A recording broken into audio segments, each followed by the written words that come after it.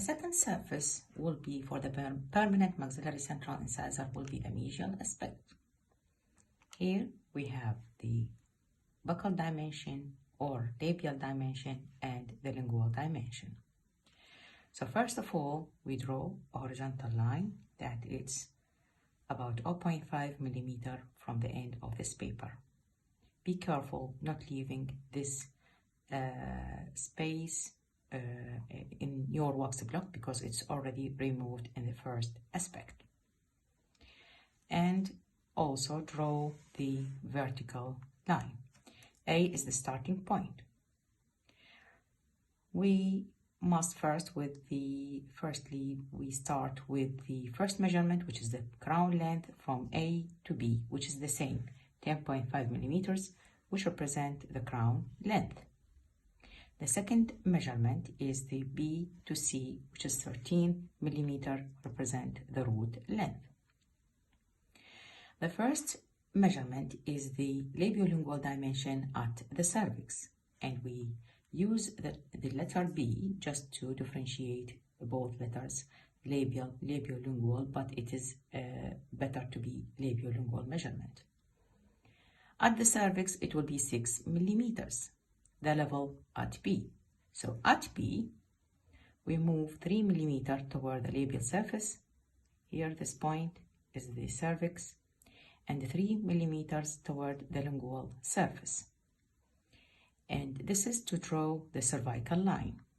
The third point of the cervical line will be at the junction between the cervical and middle third. The second measurement is the labio-lingual dimension at the crest of curvature, which is 7 millimeters, 2 millimeters downwards from B. So from B, and then 2 millimeters away, here the point is represent the level of the crest of curvature. The distance will be 3.5 millimeters labially, 3.5 millimeters lingually.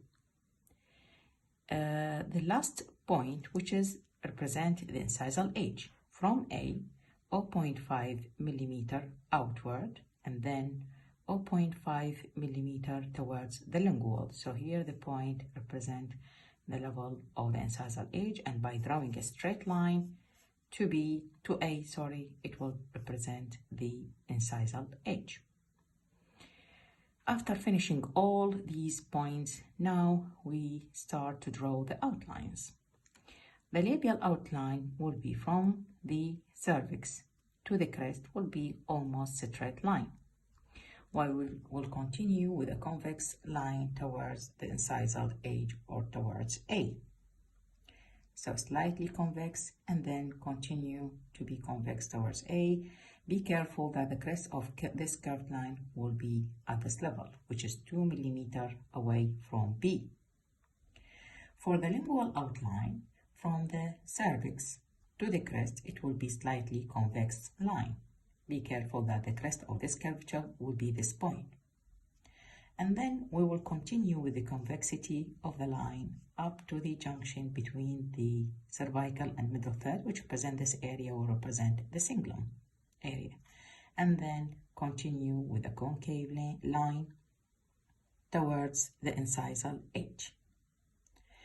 We have the last line, which is the cervical line, just by connecting the points at the cervix, both points with the last point at the junction between the cervical and middle third by a convex line. Here the convexity will be towards the crown.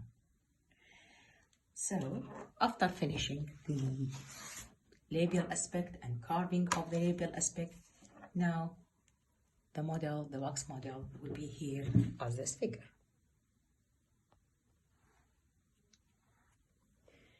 So the labial surface after carving, just to remind you that the mesial outline will be almost straight, while the distal outline will be convex with the crest of curvature at the junction between the incisal and middle third. After finishing the labial surface, drawing and carving, now moving to the mesial aspect, and now draw the same previous drawing on the mesial aspect.